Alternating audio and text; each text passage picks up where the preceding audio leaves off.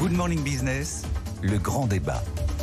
Le grand débat entre Marc Fiorentino et Emmanuel Le Chypre. On a plusieurs sujets ensemble. On n'est pas d'accord. Et vous n'êtes évidemment pas d'accord, mais je vous donne les sujets avant d'être pas d'accord. Les législatives, les élections américaines et bien sûr toutes les questions économiques du jour. On y va, c'est parti. On commence avec la Startup Nation parce que j'ai posé cette question ce matin depuis 6 heures. Est-ce que la Startup Nation est morte? Pourquoi je pose cette question? Parce qu'on reçoit un certain nombre de TPE, de PME, de TI qui nous disent qu'ils ressentent une décorrélation, que ces Startup Nation même les énervent, qu'ils se sentent...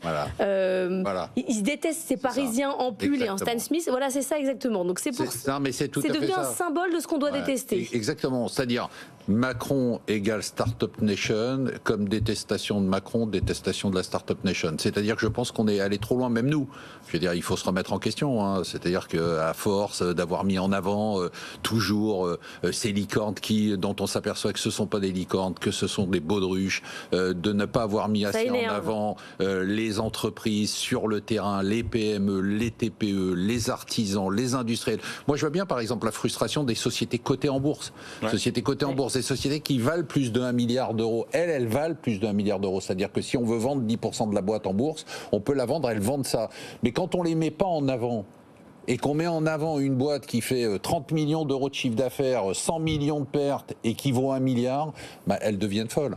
Donc je veux dire, moi je pense que la Startup Nation, et évidemment, on en a fait trop, et je pense que même nous, il faut qu'on se remette en question. C'est-à-dire que globalement, l'époque où on était là en train de dire « Ah, c'est formidable, cette boîte a levé 200 millions », et puis on regardait pas la rentabilité, les projections, rien du tout, et qu'il y avait en face de nous des gens qui bossent le matin, qui commencent à avoir leurs résultats, qui ont des problèmes de crédit bancaire, qui n'arrivent pas à lever de l'argent.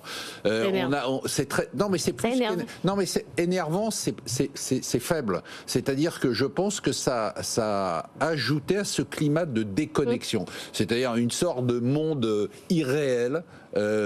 Qui serait le monde de la French Tech, le monde d'après, le monde où les gens sont beaucoup plus intelligents, où ils arrivent à gagner. Et puis la France industrielle. Sauf qu'on a quand même besoin d'innovation et qu'il va falloir quand même qu'on finance un certain nombre. Mais il y a façon et façon de le faire. C'est-à-dire que si la Startup Nation, la French Tech, tous ces trucs-là, c'est très bien. Je dis pas qu'il faut pas. Évidemment qu'il faut de l'innovation. Vous avez raison.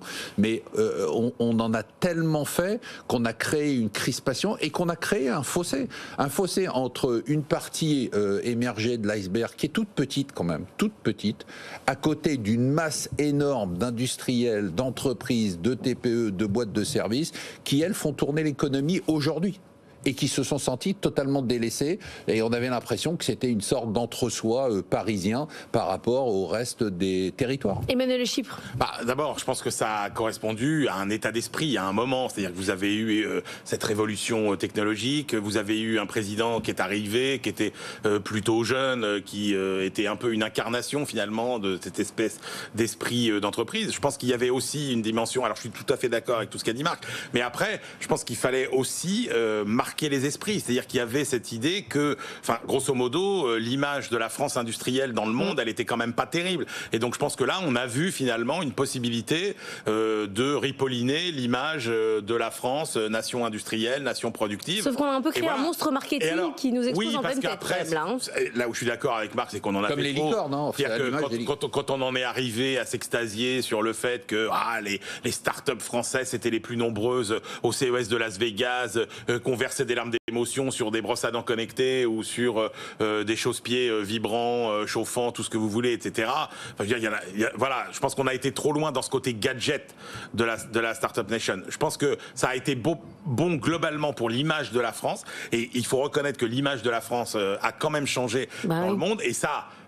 Puisque, enfin, on en reparlera après, mais pour le coup, un des gros sujets aujourd'hui, ce qui risque de nous arriver, c'est qu'en fait, les investisseurs internationaux, le monde pensait que les Français avaient changé, avec Macron, avec la Startup Nation, etc. Et en fait, ils se rendent compte que pas du tout aujourd'hui. Et ça, à mon avis, ça laissera des séquelles durables. Je referme la parenthèse. Après, là où effectivement, on s'est laissé finalement, mais quand je dis on, c'est aussi au niveau des dirigeants, de nos ministres, etc. et des médias, des cercles du pouvoir et des médias. C'est qu'en fait, on s'est laissé griser parce que on a perdu de vue que l'essentiel, c'est que ce qui remettrait l'économie française d'aplomb, c'est-à-dire ce qui règle tous nos problèmes, parce qu'on dit souvent, il n'y a pas 36... Si, il y a il y a une politique qui réglerait tous nos problèmes. C'est de réussir à faire monter en puissance ces PME qui triment effectivement tous les jours. On va refaire le défi ETI, plus grand, plus fort. Mais évidemment. Mais la réalité, c'est que si on n'avait pas 2 fois moins de ces entreprises de taille intermédiaire que les Italiens et 3 fois moins que les Allemands, je veux dire, tous nos problèmes de chômage, de cotisation sociale, de déficit public seraient résolus. Et je vais plus loin. L'écart de taux d'emploi avec l'Allemagne, pour terminer, il est lié à ça. Il est lié à ces centaines de milliers d'emplois qu'on n'a pas dans les ETI. Et je vais plus loin parce qu'il y a eu un détournement de fonds. C'est-à-dire que l'argent a été levé principalement de façon totalement absurde dans des boîtes dont on savait qu'elles n'étaient pas viables. C'est-à-dire qu'aujourd'hui, je sais pas, reprenons la liste de toutes les boîtes. C'est un peu fort, détournement de fonds, non? C'est pas du gâchis, juste plutôt? Non, parce que cet argent-là, quand je dis détournement de fonds, c'est pas fort, parce qu'il y a des boîtes qui ont besoin de lever, qui sont boring, c'est-à-dire qui sont pas excitantes. Ok, c'est des boîtes industrielles, c'est des boîtes qui malheureusement ne font que 10% de croissance et qui sont rentables. Alors quand on était rentable, c'était horrible. Et puis de l'autre côté, qui ont eu des problèmes pour lever de l'argent. C'était compliqué de lever de l'argent. Et à côté de ça, il y a eu un afflux de capitaux pour des boîtes. Combien reste-t-il aujourd'hui de boîtes qui valent plus d'1 milliard d'euros réellement? Et dont on a célébré ici le fait qu'elles étaient... moi, je veux bien dire que c'est un problème de médias et que tout ça est de la faute de BFM Business, mais il me semble que c'est un problème de banquiers et de fonds. Non, je pense que vous me dites c'est l'argent qui a été... Je pense que c'est un problème général. Je suis pas en train de dire du tout, je me suis mal exprimé, je suis pas en train de dire que c'est un problème BFM Business, je suis en train de dire c'est un problème général. C'est-à-dire qu'on a eu, effectivement, ce que dit Emmanuel, on a eu ce côté un peu jeunisme, c'est-à-dire que si on était une boîte qui avait plus de 20 ans, avec un dirigeant qui avait plus de 40 ans et qui perdait pas de l'argent, globalement, vous étiez totalement ringardisé. Comme a été ringardisée la classe politique d'avant quand Emmanuel Macron est arrivé, et donc il y a une assimilation. C'est-à-dire que c'est assez incroyable, c'est assez fascinant. C'est-à-dire qu'il y a un parallèle entre un secteur de l'économie qu'il faut célébrer, parce que vous avez raison, l'innovation c'est essentiel. D'accord, il faut célébrer, mais on est devenu obsessionnel. Sauf que Marc, quand on regarde finalement la démographie des entreprises en France, est-ce qu'on avait un problème fondamentalement sur la création de petites entreprises? Mais énorme. Non, mais je vais te dire une chose. On n'avait pas un problème de création. On avait un problème de financement. Et on a toujours un problème de financement. Les 10 dernières années qui viennent de se passer, malgré des taux d'intérêt au plus bas, je peux te dire que le financement d'entreprises traditionnelles... C'est pas de création. Non, mais je te dis, c'est ce que je te dis. Le problème, c'est pas la start-up, c'est la scale-up. Le problème, c'est ce que je te dis. C'est que je te dis, c'est qu'en fait, on a été misé à fond sur les start-up, alors qu'on n'avait pas fondamentalement dans l'écosystème économique français de problème. Quand on regarde les chiffres par rapport à nos voisins européens, on n'avait pas fondamentalement de problème de création initiale. C'était un problème d'image, alors. Je suis d'accord. Et je pense que même, c'est un problème de terminologie. C'est-à-dire que le terme start-up, je veux dire, création d'entreprise, entrepreneuriat, ça c'est très bien. C'est-à-dire que le fait d'inciter à l'entrepreneuriat. C'est parce qu'on a voulu faire américain, en fait. C'est ça le problème. Voilà, on a voulu. L'entrepreneuriat, c'est formidable. Être chef d'entreprise, c'est formidable. Mais ces termes-là, on les utilisait même plus. C'est-à-dire, c'était start-upper, start-upeuse, et c'était à qui lever le plus d'argent avec le plus de pertes. C'est quand même un truc aberrant qui a rendu complètement dingue. Alors, l'autre France, c'est-à-dire celle qui a réellement une valeur au quotidien et qui génère, qui crée des emplois et qui n'avait plus de fonds. Alors parlons de cette autre France, passons à cet autre thème. Sur les législatives, vous avez fait tourner les modèles économétriques, Emmanuel Le Chiffre, sur l'ensemble de l'économie française, sur la dette, la croissance, le PIB. Qu'est-ce que ça donne quand on applique les programmes? Alors, ça donne des chiffres très intéressants, mais qu'il faut savoir interpréter. Grosso modo, vous avez le programme du nouveau Front populaire, qui, est assez bien documenté, puisqu'on a eu tous les chiffres, tous les ordres de grandeur, et puis 2, ce sont des politiques qui sont quand même extrêmement traditionnelles. C'est du réchauffé de politique keynésienne, de relance par la hausse des salaires, la hausse de la demande publique, et on sait très bien ce que ça produit. Donc le modèle est très à l'aise avec ça. Et c'est vrai qu'en plus, le programme du nouveau Front populaire, je veux dire, on met beaucoup d'argent sur la table. C'est un programme d'ampleur. C'est-à-dire qu'en gros, vous avez quand même 25 puissants 50 milliards de prélèvements supplémentaires, si on se met à l'horizon 2027, face à 30, pareil, 50. Là, vous savez où on va. Et voilà. Et donc, on sait très bien, là, on est sur des mesures qui représentent des points entiers de PIB. Si vous regardez le programme du Rassemblement national, que vous cumulez... Alors, attention, précision importante, on n'a pas pris en compte les retraites parce que ça dépassait nos horizons. Vous regardez le programme du RN, vous voyez, baisse la CVAE par-ci, un petit peu d'impôts en moins pour les ménages. Et donc, vous avez un programme qui est timidement libéral, je dirais. Il y a de la dépense publique qui baisse. Ils vont chercher 8 milliards sur les dépenses des agences de l'État, etc., etc. Et donc, on a un petit programme libéral, mais qui est plutôt sur des dixièmes de points de PIB d'ampleur. Et c'est vrai que, moi, il y a un chiffre qui m'a frappé, c'est, en gros, quand vous avez le Rassemblement national qui vous allège de 1 euro l'impôt sur le revenu ou l'impôt sur les sociétés des entreprises, le Front populaire vous les augmente de 5 à 7 euros. Sauf, et après on donne la parole à Marc, que du côté du Rassemblement national, il y a plein de choses que vous ne pouvez pas mesurer. Oui, donc si vous voulez, en gros, le modèle il dit quoi, sans surprise, que si vous faites une relance keynésienne, au final il y aura moins de croissance parce qu'on sera moins compétitif, qu'on creuse les déficits commerciaux considérablement, on prend 3 points de déficit public et 2 points de taux de chômage, puisque quand vous augmentez le coût du travail, évidemment, ça fabrique du chômage. Le programme du RN, il est beaucoup plus light sur l'effet de notre modèle, sauf que... Beaucoup d'incertitudes. Sauf que le vrai saut dans l'inconnu, c'est ce programme-là. L'avantage, si tu veux, du programme de gauche, c'est que tout est dans les comptes. Le programme du RN, c'est que tout est hors bilan. Et donc, on a cette expression qu'on a développée qui est effectivement chèque en bois ou chèque en blanc. Chèque en blanc de l'autre. Alors l'expression est très sympa, c'est une très belle punchline, mais j'ai un peu de peine parce que Emmanuel a travaillé pour rien. Parce qu'en fait, c'est des programmes qui évidemment ne seront absolument pas appliqués. Donc les chiffrer, c'est toujours très intéressant, sauf qu'on n'a aucune marge de manœuvre. C'est-à-dire qu'il faut quand même rappeler aux gens qui nous écoutent. Il n'y a pas de chèque possible, peu importe. Donc de toute façon, c'est chèque en bois, donc il n'y aura pas de chèque.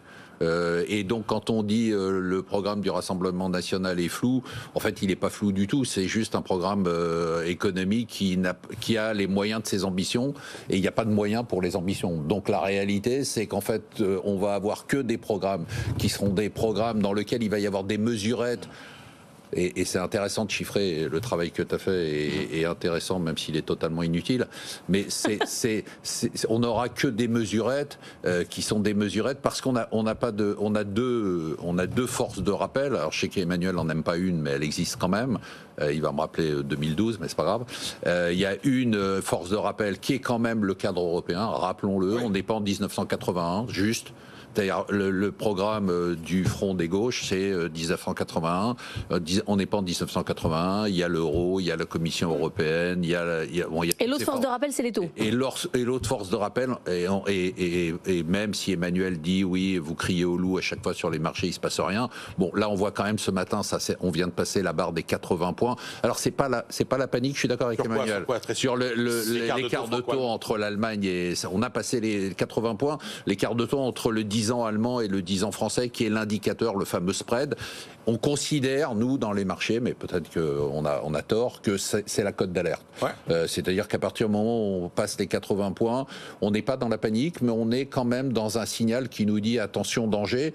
Et donc, et on l'a vu, le Rassemblement national, en fait, pourquoi c'est devenu un non-programme? Parce qu'ils se sont mis à l'écoute, ils ont interrogé énormément d'experts dans le monde économique qui leur ont dit, de toute façon, vous pourrez rien faire. Donc, c'est pas la peine d'annoncer des trucs que vous pourrez pas financer. Il y a quand même... 2 secondes, parce qu'il faut qu'on parle des États-Unis après. Non, mais juste pour dire, l'ambiance aujourd'hui, c'est une ambiance de veillée d'armes un peu. Et on voit bien qu'il y a quand même une posture d'attente. C'est ce qui se reflète dans ces 80 points de base. Et effectivement, il y a des signaux. Par exemple, quand cette semaine, le Trésor français émet sa dette, je vous rappelle que traditionnellement, la demande de titres français équivaut à 3, 4, 5 fois finalement ce que les Français mettent, ce que le France Trésor met sur le marché. Là, on n'était qu'à 2 fois cette semaine. Donc là encore, c'est un petit signal d'alerte. Donc c'est pas encore la panique, mais la France est sous très haute surveillance. Pression. Et effectivement, Marc a raison. Pour la beauté du geste économique, c'est vrai que c'est intéressant d'avoir les cadrages. Mais c'est vrai aussi que... on ne travaille jamais pour rien, Emmanuel. Non, mais ce que je veux dire, c'est qu'effectivement, après le deuxième tour... Les économistes travaillent toujours pour rien. Il ne faut pas penser que la situation sera clarifiée et que l'attentisme va perdurer et que tout ça va coûter très cher à l'économie française. Il nous reste 4 minutes pour parler du débat Trump-Biden, premier face-à-face cette nuit. Un petit extrait en débrief derrière. L'inflation, c'est de sa faute. Quand j'ai quitté le pouvoir, en fait, la situation n'était pas du tout la même. Tout se passait bien, il n'y avait pas d'inflation. Et en fait, avec toutes ces dépenses, l'inflation a explosé. Il n'y avait pas d'inflation quand je suis devenu président. Vous savez pourquoi? Parce que l'économie était à l'envers. 50% de chômage. Il a complètement décimé notre économie. Voilà pourquoi il n'y avait pas d'inflation à l'époque. Marc Ferrandino, il faut être très clair, c'était pas facile à regarder. Non, c'était gênant parce que quel que soit le camp politique dans lequel on est, bon, on a d'un côté quelqu'un qui continue à asséner des contre-vérités, mais on a l'habitude, il est dans son rôle, et puis quelqu'un qui est vraiment gênant, c'est-à-dire qu'on en est à se dire à quel moment, quel est le timing pour lui dire de s'en aller, et ce qu'il souhaite, à mon avis, je pense qu'il est vraiment là par nécessité, par besoin, pour essayer de faire que ce parti soit uni, c'est encore pire que nos fronts de gauche ou ce qu'on peut imaginer en France. Et il y a tellement de courants dans le parti que si on cherchait un nouveau candidat, ça serait la débâcle. Et pourtant, ils en sont là quand même. Ils en sont là. Là, vraiment, franchement, là, j'ai lu tous les commentaires de la presse américaine ce matin, et le Wall Street Journal, je leur accorde énormément de confiance parce qu'ils sont très proches des cercles à la fois démocrates et républicains. Et là, ils expliquaient mais vraiment que c'était la panique totale, qu'il y avait des réunions d'urgence, qu'ils étaient en train de se dire... Mais ce qu'il faut comprendre, c'est que c'est pas contre Biden ou derrière le dos de Biden, c'est-à-dire il a conscience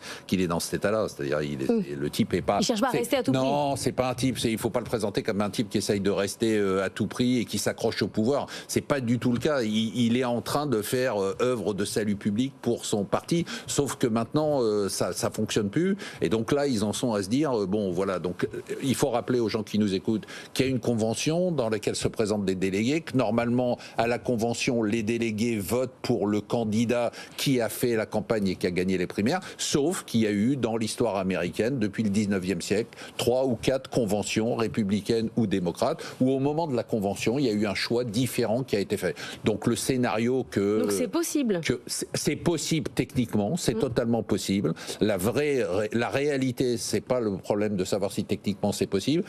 Il semblerait qu'Obama bosse dessus, Clinton bosse dessus. La vraie question, c'est qui? Ah oui. Voilà, donc c'est pas très grave. Alors les noms. Pourquoi c'est pas très grave? Parce que Trump va gagner de toute façon. C'est pas très grave parce que non, c'est pas très grave. Alors les noms évoqués, les noms évoqués, c'est étonnamment Hillary Clinton, Kamala Harris, c'est le choix le plus évident, le gouverneur de Californie, mais personne ne remporte la mise. Emmanuel. C'est pas très important parce que ça n'est pas parce que vous êtes à la tête de la première puissance du monde que vous êtes l'homme le plus puissant du monde. Et qu'il y a eu plein de présidents américains qui étaient médiocres et qui n'ont pas eu d'impact sur... Là, c'est pas médiocre, mais là, on parle d'incapacité à gouverner. Mais attends, on n'est pas à la direction, on est dans les élections. La question, c'est que là, ils sont sûrs de perdre. Donc c'est pas... Je veux dire, l'Amérique a survécu à des présidents néfastes. C'est pas le sujet. Le sujet, c'est de gagner. Le sujet, c'est de gagner ou perdre des élections. Là, le problème, la panique des États-Unis, c'est pas de se dire, il saura pas gouverner. Donc ça relativise, c'est-à-dire que le monde ne s'écroulera pas si on élit quand même Biden et qu'il lui arrive quelque chose. C'est pas le sujet. Le sujet, c'est donc après la réalité. On a fini.